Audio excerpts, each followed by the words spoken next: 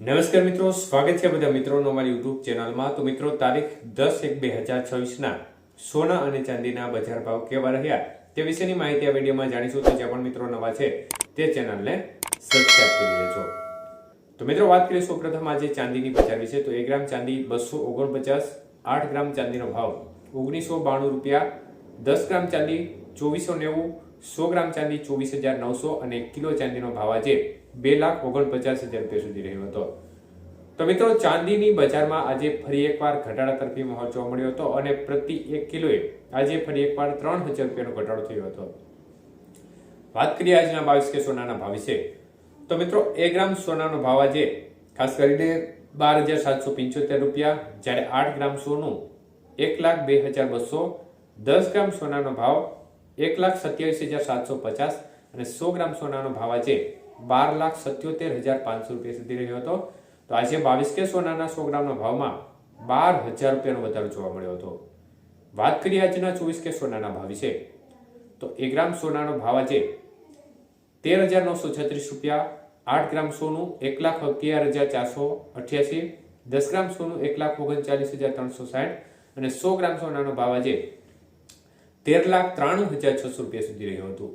તો આજે 24 કે સોનાના 100 ગ્રામના ભાવમાં 13,100 રૂપિયાનો વધારો જોવા મળ્યો હતો। તો 18 કે સોનાના ભાવ જોઈએ તો 1 ગ્રામ સોનાનો ભાવ આજે 10,453 રૂપિયા, 8 ગ્રામ સોનાનો ભાવ આજે 83,624, 10 ગ્રામ સોનું 1,04,530 અને 100 ગ્રામ સોનાનો ભાવ 10,45,300 રૂપિયા સુધી રહ્યો હતો। તો આજે 18 કે સોનાના 100 ગ્રામના ભાવમાં ફરી એકવાર 9,800 રૂપિયાનો વધારો જોવા મળ્યો હતો। તો મિત્રો, ફરી એકવાર બજારની સ્થિતિ છે તેમાં ડામાડોળ પરિસ્થિતિ જોવા મળી રહી છે।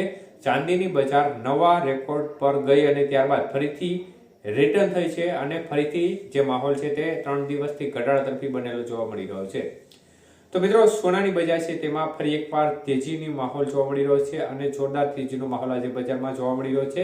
ત્યારે અનેક વૈશ્વિક પરિબળો છે તે બજારને સીધી રીતે અસર કરતા જોવા મળી રહ્યા છે, જેમાં અમેરિકા દ્વારા જે પગલાઓ લેવામાં આવી રહ્યા છે, અનેક દેશ ઉપર અમેરિકા દ્વારા જે એક પ્રકારે સ્થિતિ ઊભી કરવામાં આવી રહી છે તેની અસર બજાર ઉપર ચોક્કસપણે જોવા મળી રહી છે અને ખાસ કરીને ડોલર સામે રૂપિયાની સ્થિતિ પણ અત્યારે ફરી એકવાર નબળી જણાઈ રહી છે, કારણ કે ડોલર સામે રૂપિયો છે તે ફરી એકવાર 90 રૂપિયાને પાર થયો છે।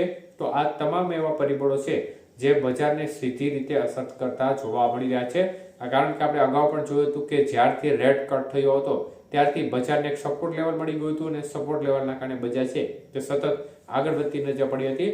તો આ તમામ પરિબળોને આધીન સોનાની બજાર છે તેમાં વધારે તરફી માહોલ જોવા મળ્યો છે, ચાંદીની બજાર છે તેમાં ઘટાડા તરફી માહોલ જોવા મળ્યો છે।